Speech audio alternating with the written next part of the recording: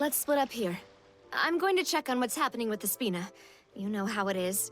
There's some things you just need to be there for yourself.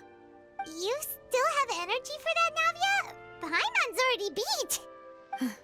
Just head back to the Fluvsandre and have a rest then. Thanks for keeping me company all this time. I'll depart as well. Thanks for your hard work today. Rest well, everyone. Traveler, I will go talk to Farina tomorrow morning to ask about the stone slates. I'm sure that you're concerned about this matter as well. If you have time, drop by my office. I will share the results of our discussion with you. Are you really gonna talk to her about this directly? Will that be a problem? Paimon's getting a little scared now that it's come to this. She has long been harboring secrets and will not give them up easily, which makes it all the more my duty to ensure that she understands the present situation. Alright, we'll leave it in your hands then. You're probably the best person to talk to her anyway. I will be carefully considering my words tonight.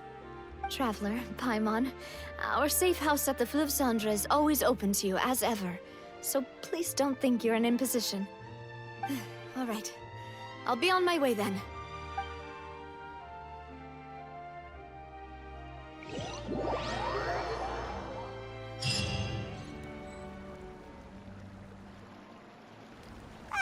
We're finally back!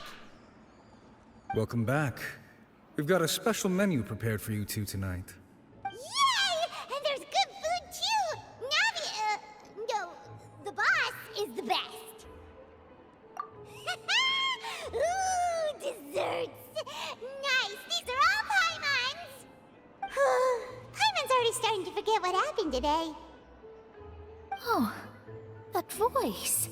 Is that who I think it is? Huh? It's you two. What are you doing in Fontaine?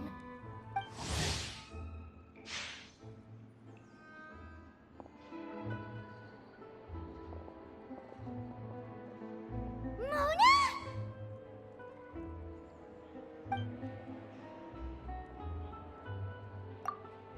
Seriously, nobody just uses a scry glass whenever they've got time to just see who they'll meet on the road. Still, we didn't expect to see you here. Wait, you're not a Fontainian, are you, Mona? Well, I have some business to attend to here, so I booked a hotel in the city. I was just out for a stroll when I bumped into you. Quite unexpectedly, if I might add. Why did you think I was from Fontaine, though? Is that because Magistus doesn't sound much like a Mondstadter surname? Yeah, let's go with that. Well, I used to have my own surname, which was, well, some other thing. Either way, the old hag told me when she took me as her disciple that the first step to being a great astrologist's pupil was to change that name. There was nothing for it, really. She really is amazing at astrology, so I changed my name to what it is now according to her wishes. To my surprise, however, Magistus is not the name of some ancient house or clan. It isn't? Nope. Although it is used by us in place of surnames, it generally just means great. Wow! Imagine including a boast in your name. Wait, are you gonna have to put that into your genealogy as well? I reckon so. In any case, I'd give my disciple a name like this as well, if I were to take one. Astromancer Barbeloth Trismegistus.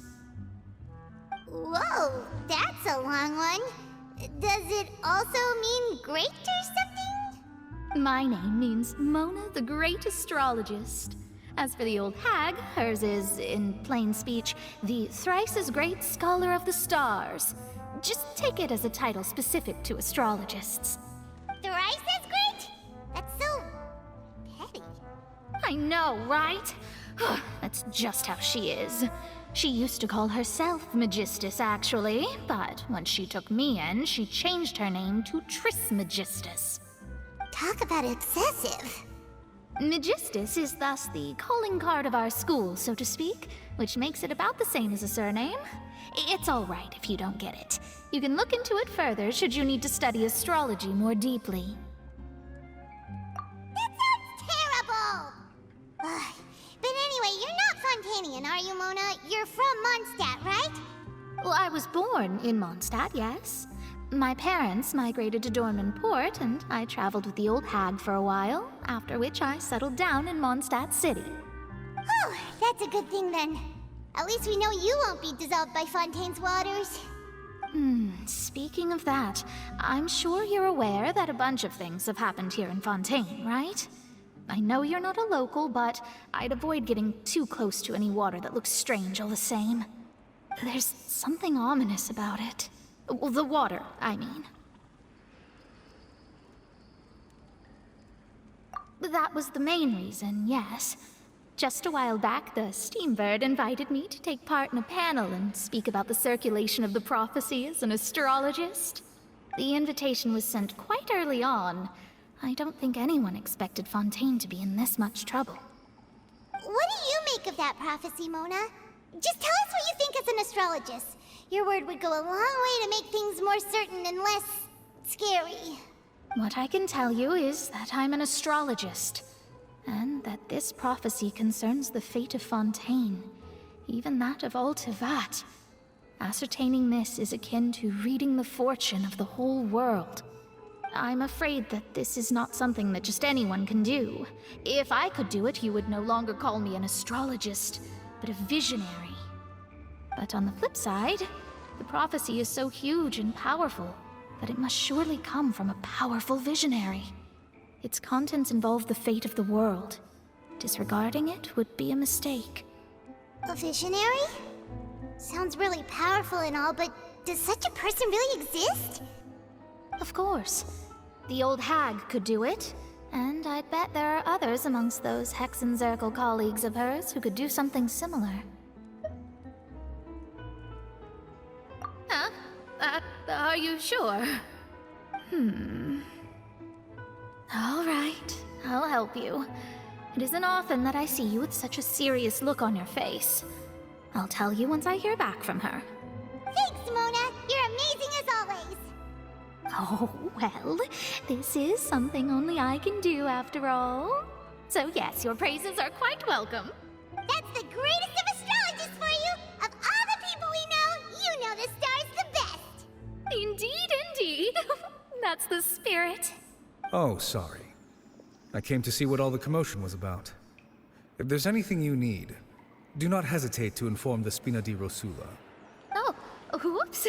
Guess we were getting a little too carried away there. Well, I'll go tend to my own business now. If I receive any news, I'll be sure to come find you two again. And there she goes, quick as rushing water. And here we are with the Spina guy giving us suspicious looks. If Paimon hadn't spoken for you, it'd be you getting all the weird looks. Huh. The things Paimon does for you. That's more like it.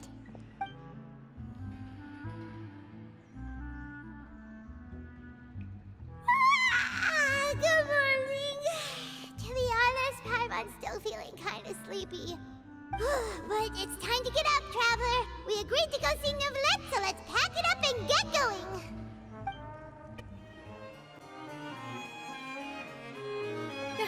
You're here! Finally! Is something wrong? Monsieur Neuvillette and Lady Farina, they seem to have gotten into a dispute. Please go see for yourself.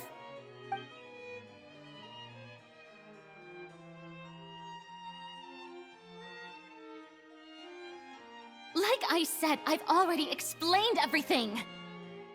And yet the problem has not been properly solved. There is little space for excuses between us. It is not my intention to offend you, but please, tell me where you stand. You are the Hydro Archon Focalor, are you not? Look at this. This is a list of the victims from the recent Poisson incident.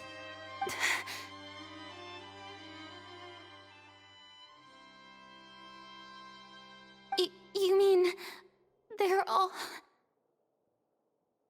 We did not arrive in time to avert this disaster, and I will not have it happen again. I will say this once more. You must tell me everything you know. Yesterday, I found 3 stone slates in some ancient ruins near Poisson. Do you know anything about those? Seriously? You're questioning me like this is a court case now. I don't know anything about that. But you found them in some ancient ruins, you say? That's correct, which is why I came to ask you some questions. There should have been 4 slates, but one of them was missing. The other 3 feature different images that seem to correlate to the prophecy. The prophecy? The second of these slates depicts the previous Hydro Archon Egeria kneeling before a floating island in the sky, as if confessing something. Do you know nothing of this either? I don't. I've never seen such slates. I'll ask you again. Do you really have no information regarding the previous Archon? My deciphering of the slates indicates that the Hydro Archon Egeria once had to confess to, or apologize for, a certain sin. If anyone would know about it, it should be you. All gods don't have the same secrets, you know. She was herself and I'm me. Is it really so strange that I know nothing? I understand your concerns, but I'm sorry. I just don't have anything to tell you. Forgive me for saying this now, Lady Farina, but I have long known of your various secret investigations into certain matters. There are several indications that you have been investigating the prophecy on the sly. This is not strange in itself, considering that you are the Hydro Archon. But it is strange that you should also claim to not know any of Egeria's secrets, as well as do nothing following your inquiries. You have never been as superficial as you have presented yourself to be, nor are you a fool. And yet, your behavior is very inconsistent.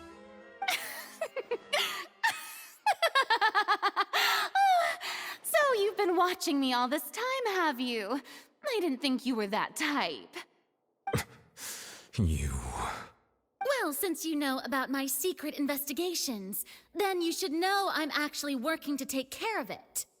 There's no point questioning or suspecting me. You're the Eudix, but you're still my subordinate. You should be following my lead. Just trust in me, you're Archon, and do as I say. Never mind whether you can truly convince yourself to or not. It'll all turn out fine. That's all I have to say. We do not discuss this matter again. Oh, the opera's about to start. Toodles!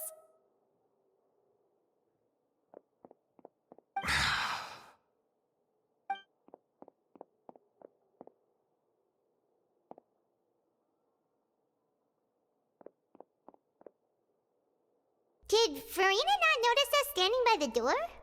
Wonder what's up with her. She was smiling. Huh. She didn't seem in the mood to care if we were listening in or not.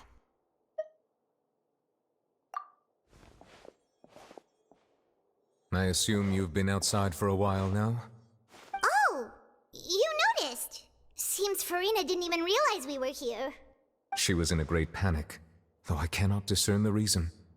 Our discussion reached impasses time and again, a state of affairs that we cannot allow to continue. Still, I do not understand. Dialogue is the basis for understanding, so why did she keep refusing to engage?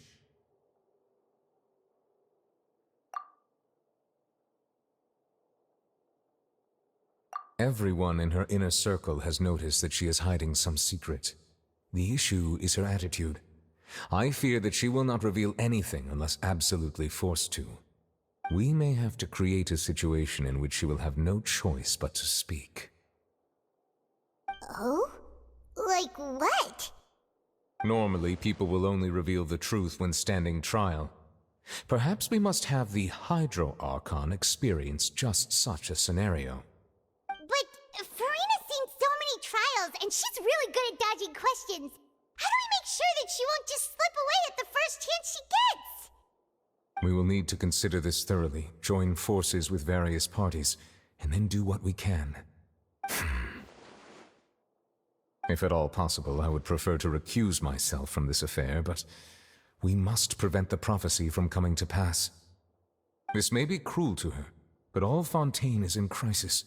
The information a god possesses is too precious, and so we must take a chance on this. But who will lend us their aid to do such a thing?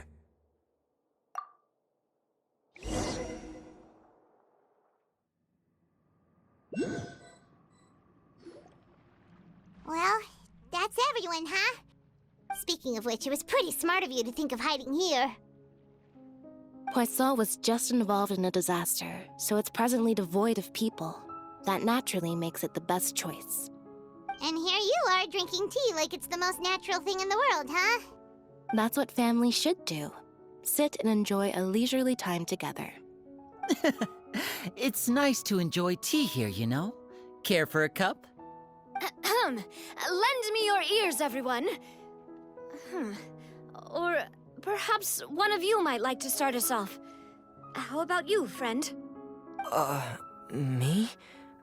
No, I don't think I can. Then, how about you, good sir? I fear that I will cause the mood on this boat to become as somber as it is in court. Well then, I guess we're lucky we've got a local like me to organize things. Wonderful, the spotlight at last. I guess I'll be facilitating things from here. That was a little long-winded, don't you think? Oh, you might be right. Anyway, to cut to the chase, our friend here, the Traveler, has brought us together to discuss something. As for what that is, well, let's start by saying that we'll be pooling our efforts together to create a series of traps. Oh, how intriguing. Well, it's just an expression, really. One that I just learned from Chlorand, and used on the spot. So, let's invite her to explain in detail. A round of applause, please. Huh? Didn't you say that you would be facilitating this? Oh, come now. Your work doesn't involve much public speaking, right? This is a good chance to practice. You might even pick up some fancy oratory tricks to impress your boss with in the future. I see. And what does my boss say? He is glad that you consider him your boss. Do go on.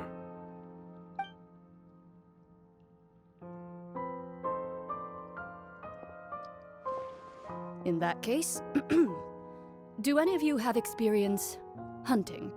Not that I recall. Fremine and I once used a wooden stick in a basket to catch wild rabbits when we were younger. As for Lynette, oh, right. You were sick that day, weren't you? I've also gone diving to catch some fish before. Does that count? I'm afraid not. You may or may not have heard, but Fontaine once played host to a group known as the Marechaussee Hunters. Though that was their name, they did not hunt animals, but rather various monsters left behind by the ancient dynasty of King Remus. Today, Fontaine's monster population has already thinned greatly, so the hunters have blended back into society, taking up arms in other lines of work. They even left a unique methodology of hunting in their wake. A trap comprises of the following components: bait, a trigger, and a containment device. Sometimes a lethal implement will also be necessary to deal with the prey. So, if we were to build a trap together, right now, what would you choose to build it with? For me, I would prefer something basket-shaped. Pigeons and rabbits will see the bait and naturally enter the snare. Our line of work requires a deft hand, and we're some of the best in the industry, so you can count on our techniques. You used some of those techniques while moving the people of Poisson, didn't you? My subordinates mentioned that you even performed some magic for the bawling children. Yes, and I even managed to gather some intelligence in the meantime. I'm quite the multitasker if I do say so myself. I'm afraid I can't claim that as my strong suit.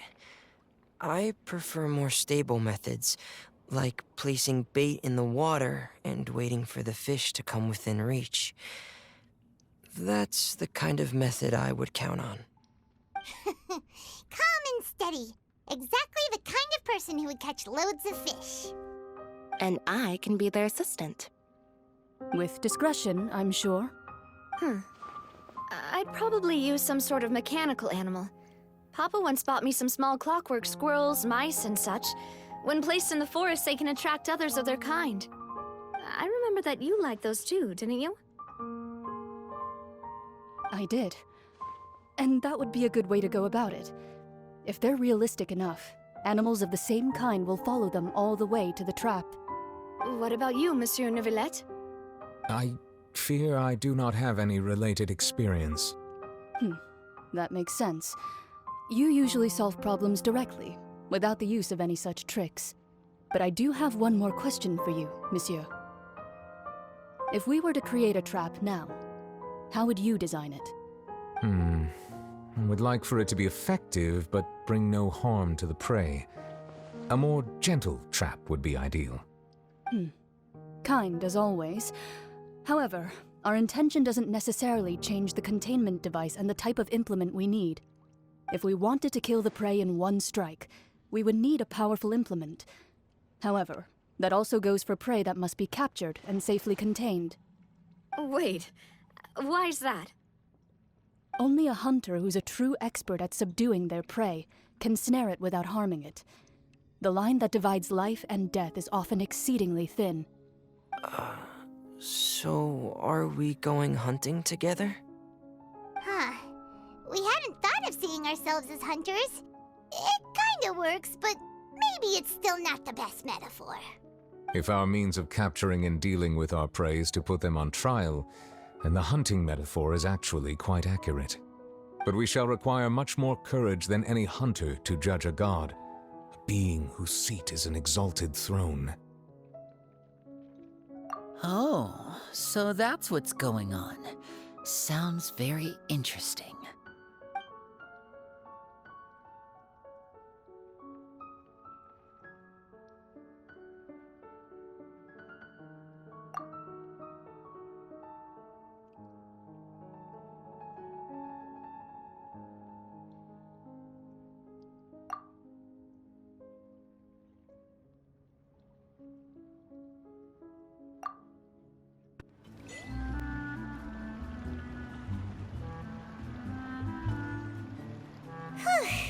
It's been a tough few days, hasn't it? So much has been happening. Paimon didn't think the meetings would go on for so long, but everyone seemed pretty fired up, huh? Paimon thought they'd be at least a little frightened. Well, Fremine was, now that Paimon thinks about it, but everyone else just looked a little surprised. Well... It's hard to say. Paimon doesn't have any experience with this sort of thing. But with you around, Paimon sure will do great. After all, you're the most reliable person in the world, aren't you?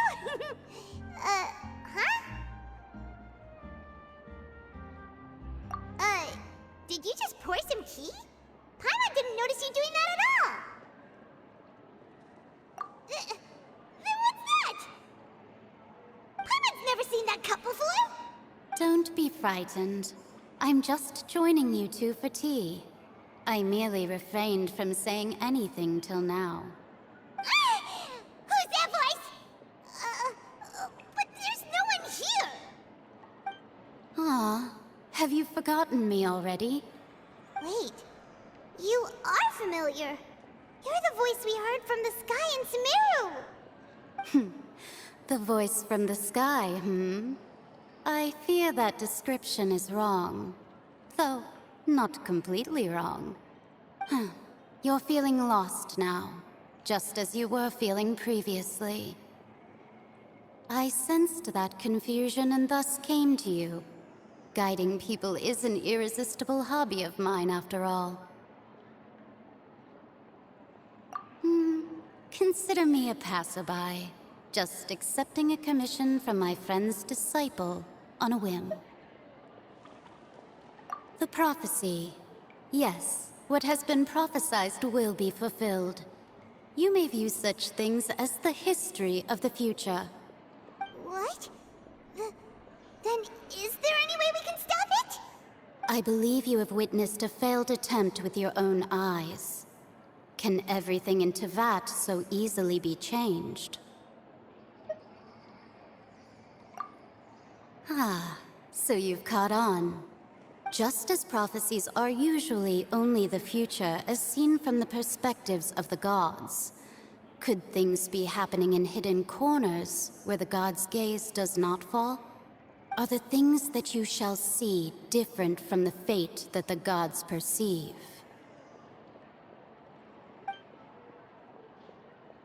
What is she talking about? It all sounds really impressive and important and stuff, but it also sounds kind of scary.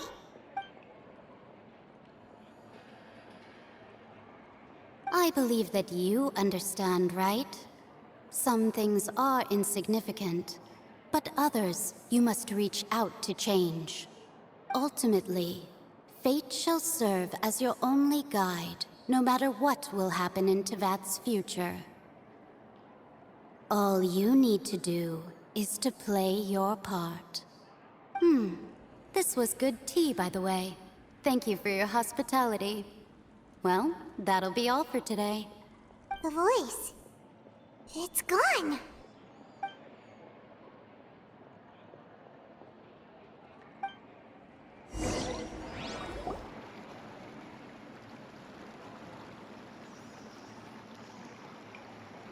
What? I want to hear someone talking. All right, coming. Hey, it's you who's getting lazy, okay? Well, I see I've walked in on some lively banter. Luna! Fine, just fine. I went to take part in that Steambird panel. It turned out to be more interesting than I expected. Not all Fontainians are pessimistic about this. One journalist mentioned that sitting around and waiting for the end to come would be wrong, and that they should make their own rescue preparations. I agreed, so we had a brief chat with her. Did she have pink hair by any chance?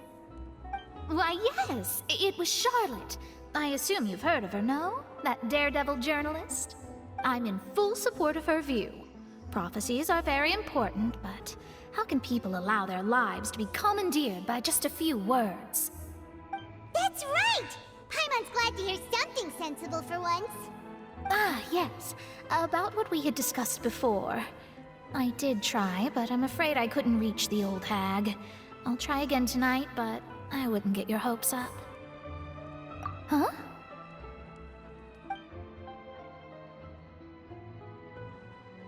Goodness gracious. Are you serious? She said that even the god's gaze has blind spots. Pretty bold if you ask Paimon. Most people would believe the gods to be all-knowing, right? The Hexen Circle members are certainly anything but ordinary. As for the mage named N, the old hag has mentioned her a few times. She said that N's sense of direction is incredible, and that she loves guiding those who are lost. But I've never met her, and if she were still alive, she'd be... well, suffice it to say that the hag's at least a few hundred now, and N's been around for longer than that. Whoa. The Hexen Circle sounds like a scary group. But they must really stay in shape to live so long. Their abilities alone are pretty terrifying. If she came to see you personally, then the problem you're facing must truly be of great importance. Well, it's not like Paimon could understand anything she said. Yes, she was quite cryptic, but I suspect she means that there is still a way to turn things around. She didn't say when or what that would be, though, so...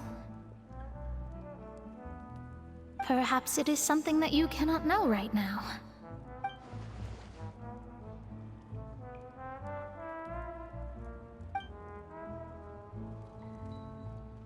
Traveler, Paimon, are you two all right? Oh, we're fine. We're just a little down right now. It kind of feels like the end is coming, you know? I see. I feel that same sense of desperation, too. I guess you could consider me someone who has often witnessed fate. So far as I have seen, it cannot be swayed. But even so, I still hope for, and believe in, miracles. Astrology is eternal and rational, but fate may not be. It is cruel, but it can also be beautiful. Perhaps that's what En was trying to tell you.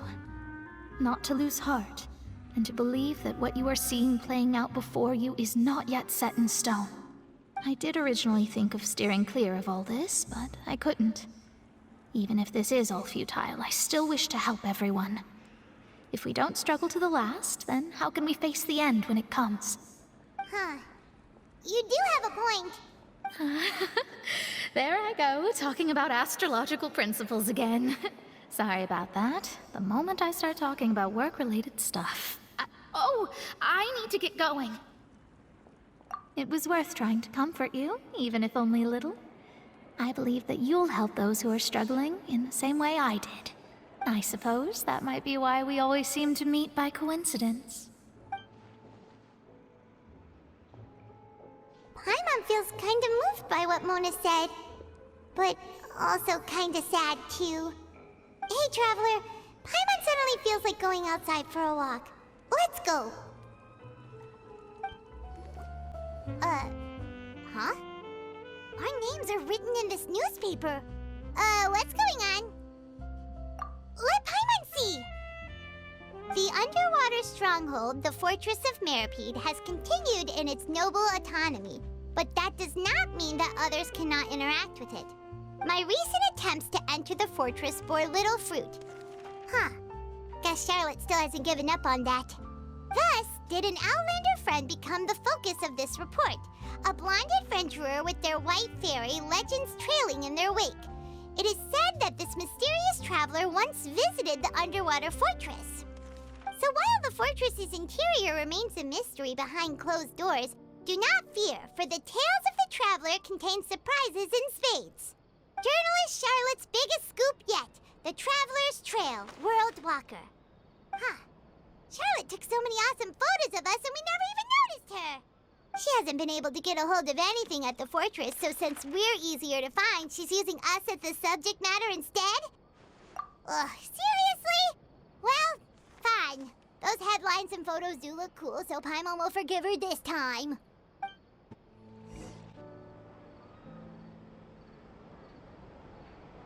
We're here! Paimon's hungry. Should we go in and get something to eat?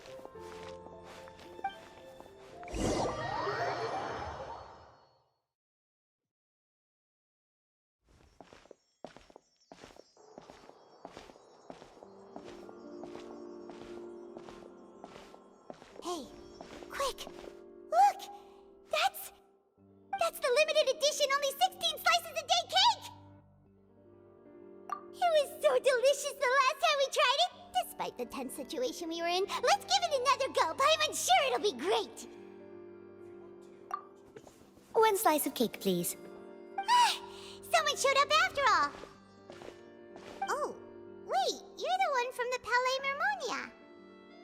Oh, are you here to buy cake too? It seems Monsieur Nervalette was right. You really can eat. Wait, did he really say something like that? That's right. Even he has his own preferences when it comes to food. As for me, I love the cake and coffee here. Do you come here often? Usually every day. Every day? It's part of my daily schedule, apart from work. I shall have my cake and coffee. Then what if someone told you one day that this place would be closing soon, and you wouldn't get to eat cake here anymore? What would you think? But why would it close? Well, Paimon doesn't know either, but maybe the waters will rise tomorrow. You know, like in the prophecy. Oh, the prophecy. To be honest, I haven't paid much attention to that. No, still, even if there'd be no more cake tomorrow, that wouldn't keep me from having some today. No, it's the same for eating in general. You might not be able to eat tomorrow, but if you can do so today, then you should carry on. That's what people call living, you know. Huh. Don't be sad. Excuse me, could I have 2 more slices of cake to go? These 2 slices are for you. Sijuin said that this kind of expression you're making is what humans call being sad. Oh, you know Sijuin? I sure do.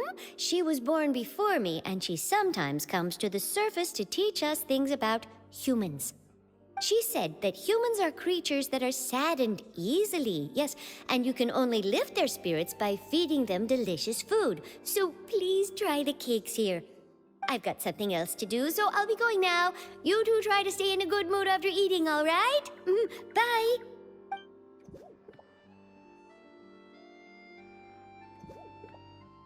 And there she goes. All right, let's dig in.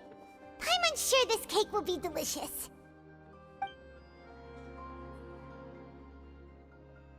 It's more delicious than last time, and the flavor gets even better with a sip of tea. It sure would be nice if we could come again tomorrow. Sure would be nice if we could always eat delicious food here. Wow! If it isn't the Traveler and Paimon! Oh, have you seen the article I wrote about you? Ha! You've got some nerve! You just used us to make some quick mora! Oh, you needn't worry about that. I heard that you were in Poisson some time back, so I sent you a letter to discuss just that. It appears you didn't receive it, though. It's all right, though. I've set aside the amount intended for you. I've even set the table with some food. Really? Oh, you're the best! You're almost a little too easy to win over, Paimon. If I were a journalist with ulterior motives, you'd be in trouble now, you know. Oh, Paimon knows you're not like that. Still, what brings you here all of a sudden? Were you looking for me? A friend of ours met you a while back, and when she mentioned it, we thought of coming to see you. Her name's Mona. Ah, so you know Miss Mona as well. She's a guest columnist for our paper. Really good one, too. She's so young and already such a brilliant astrologist. So she mentioned me? What did she say? She said that you're a real daredevil of a journalist. Nice. In which case, can this daredevil journalist dare to request an exclusive interview with the legendary Traveler and Paimon? Huh? So your article in the paper today doesn't count? Oh, of course it doesn't. That was more like live photography. What I'd like to do is dive deeper and ask you to talk about the things you've seen and experienced. Yeah, are we even qualified enough? Why not? If I say you're worth an interview, then you're worth it. But not right now, of course. I'll need a few days to prepare. Oh, in that case, we'll just chat when you have the time then? Oh, so that's a yes? Ooh, splendid! I'll tell the editor-in-chief immediately. I'll have to apply for lighting, a venue, some props, and... Whew, so much to get done now. Talk to you later. Wait, Charlotte, Paimon's still got a question for you. And what's that? If, just for example, Fontaine were to be flooded tomorrow, what would you do today? Huh, that's the prophecy you're talking about, isn't it? I mean, I do hear about it often, but I've never once thought that the day could be tomorrow. If you're seriously asking, then I might try and think of a way to leave Fontaine. Oh, but I'm still a journalist first and foremost. That means I have a duty to be reporting from the scene. And secondly, I wouldn't forsake my homeland that easily. From what I've seen, most people don't know what they'd do should the worst come to pass. In truth, it might be better just to behave like normal rather than worry over such an end. So in all likelihood, I'd probably still be prepping at the office for that interview of ours. I know what you're thinking. That sounds a bit sad, but I've always believed that it's best to do what you enjoy. Just think about it. If this nation really were to be suddenly destroyed tomorrow, but I still successfully finish an exclusive interview with a truly unique person, then the story I would wind up writing would truly be timeless. And then do you know what I'd do? Well, I'd write that story, send it for printing, and use messenger pigeons to get copies out to the various nations as soon as possible. I'm not a dreamer, nor am I a workaholic, but I do love my job, and I'd be proud of leaving such an article behind.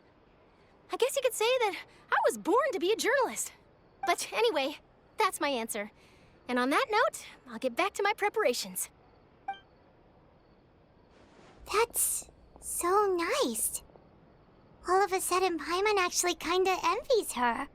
Anyway, let's go and take a look at the sea, shall we?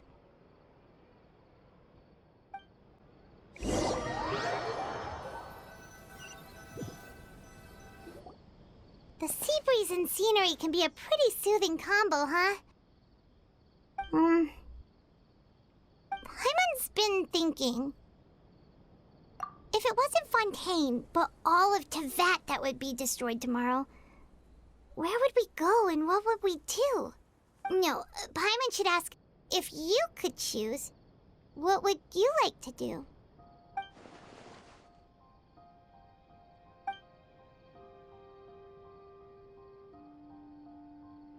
We've always been moving to the next destination, so we haven't spent much time thinking about these kinds of things.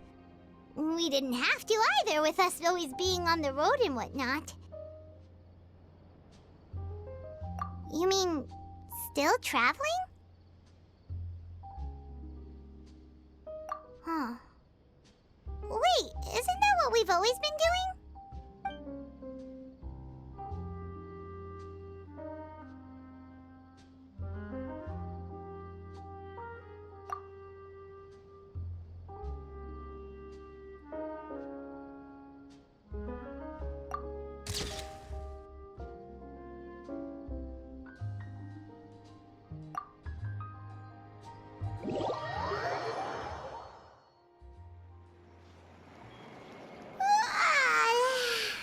Feels like you'll grow mold if you stay here long enough.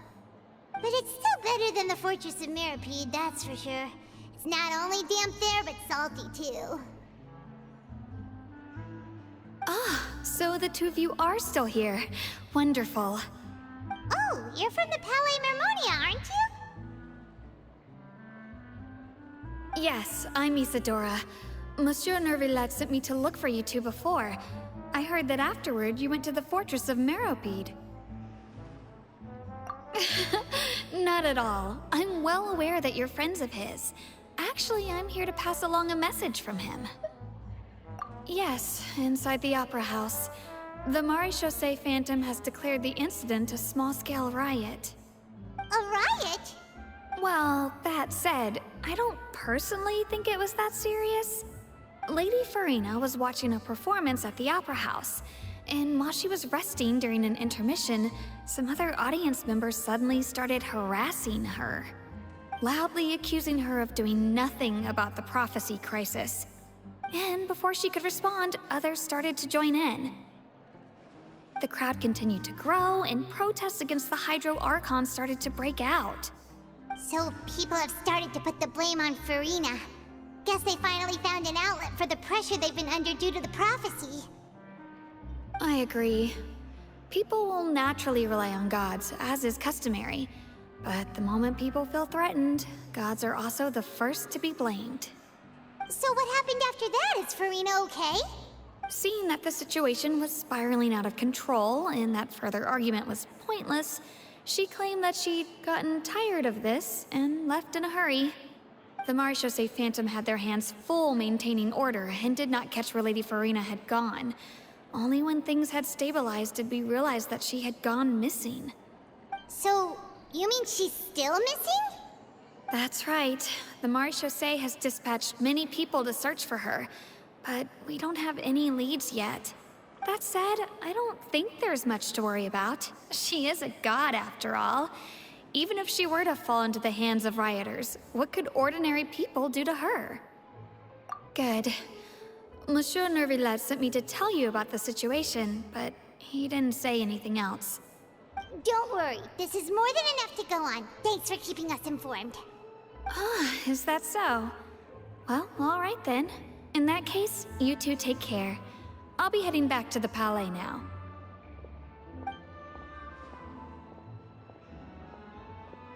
Well, sounds like we should hurry over to Poisson then. If we know Farina, she won't try to fix things in this situation. Instead, she'll look for a place to wait out the heat. And, as we also know, she may be loud and dramatic, but she doesn't have a heart of stone. When Nervillet was talking to her in the Palais Mermonia, and she heard about Poisson, she couldn't hide her sadness and remorse.